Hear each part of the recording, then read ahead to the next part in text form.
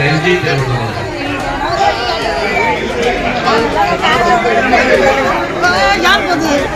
காப்பாத்துக்கையா, உங்களை விட்டாங்க யாரு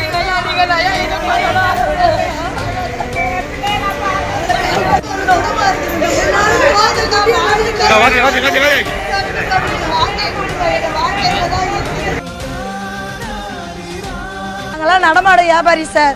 நாங்க 300 குடும்பம் எங்களை நம்பி இருக்கு. நாங்க இதில் தான் நாங்க வாழறோம். எங்களுக்கு வேற வழி இல்லை. நாங்க சாவறது வாழறது இந்த பஸ் ஸ்டாண்டு தான் எங்களுக்கு.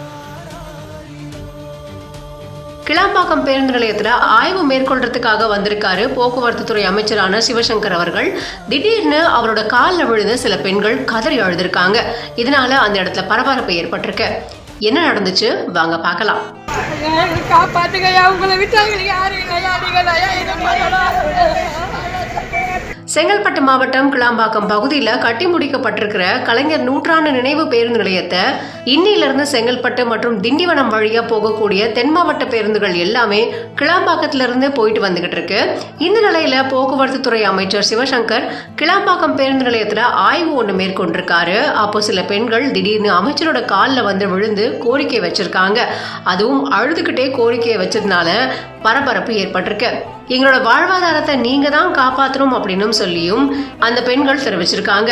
இதை அடுத்து பெண்கள் செய்தியாளர்களை சந்திச்ச போது நிறைய விஷயங்களை பேசியிருக்காங்க. அப்போ நாங்க பெருங்களத்தூர் பகுதியில கடை வச்சு வியாபாரம் பார்த்துட்டு வந்துகிட்டு இருக்கோம்.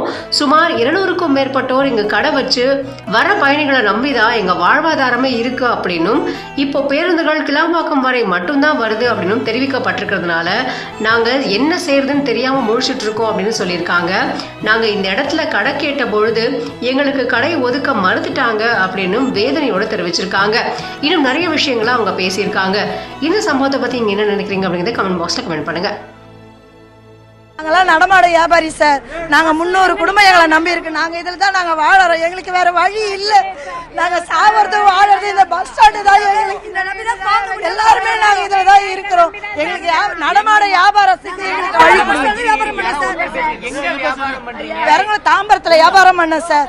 அதுக்கப்புறம் பெரங்குளத்தூருக்கு வந்தது. பெரங்குளத்தூர்ல நாங்க வியாபாரம் பண்ணோம். இன்னைக்கு பெரங்குளத்தூர்ல இருந்து இங்க கீழம்பாக்கம் வந்துருச்சு. கீழம்பாக்கத்துல எங்களுக்கு வியாபாரம் பண்ண கூடாதுன்றாங்க. எங்களுக்கு எதனா ஒரு வழி பண்ணணும். கவர்மெண்ட் எல்லாரும் கட்சிக்காரங்க எல்லாருமே சேர்ந்து எங்களுக்கு ஒரு வழியை கொடுங்க. அது போதும்.